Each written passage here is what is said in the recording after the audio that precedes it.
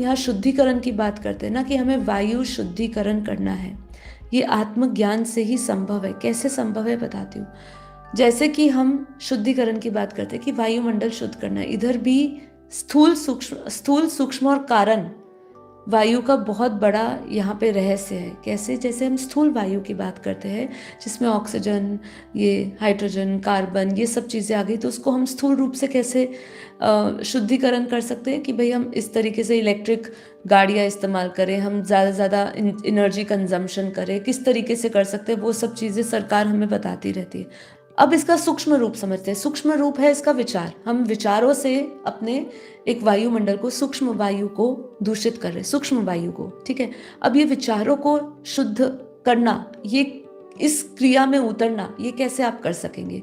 ये वायुमंडल को शुद्ध करना, इसके लिए आपको विचारों को शुद्ध करने का ज्ञान होना चाहिए कि हम विचारों को अपने सकारात्मक ऊर्जा कैसे बनाए रखें और विचार कैसे सकारात्मक बनाए रखे, जिससे कि हमारे भीतर से जो सूक्ष्म ऊर्जा निकल रही है वो सूक्ष्म वायु को शुद्ध करे, ठीक है। क्योंकि इस वायु के अंदर भय पड़ा है, दुख पड़ा है, डिप्रेशन, स्ट्रेस, तनाव, ये सब पड़ा है।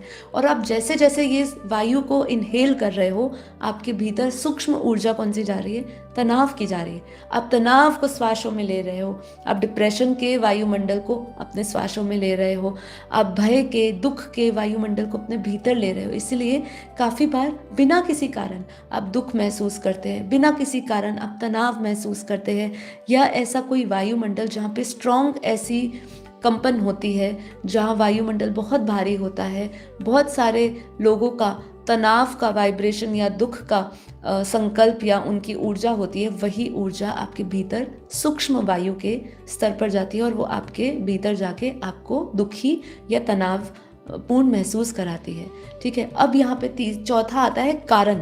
कारण जो जगत को, या कारण वायु का यहाँ पे अर्थ क्या है कि देखिए, जो यहाँ पे इम्प्रेशंस पड़े हुए हैं, मतलब जो यहाँ पे आकाशीय रिकॉर्ड में जो एनर्जी पड़ी हुई है, जो डेटा स्टोरेज हुआ है, जैसे कई सालों की स्मृतियाँ कई आत्माओं की यहाँ पड़ी है, जैसे हर एक स्थान पर अलग अलग सामूहिक चेतनाओं से जोड़ा जाता है, उसको बदलने के लिए आपको आत्मज्ञानी होना, वो ज्ञान का जितना आप प्रचार करेंगे, आत्मज्ञानी बनोगे, आत्मस्वरूप का आप अनुभव करेंगे, और आत्मस्वरूप से जब उस स्वरूप में, उस स्थिति में स्थित होके जब आप वाइब्रेशंस को शुद्धिकरण करने के लिए परम शांति का वाइब्रेशन फैलाएंगे, तभी कारण वायु को बदला जा सकता है।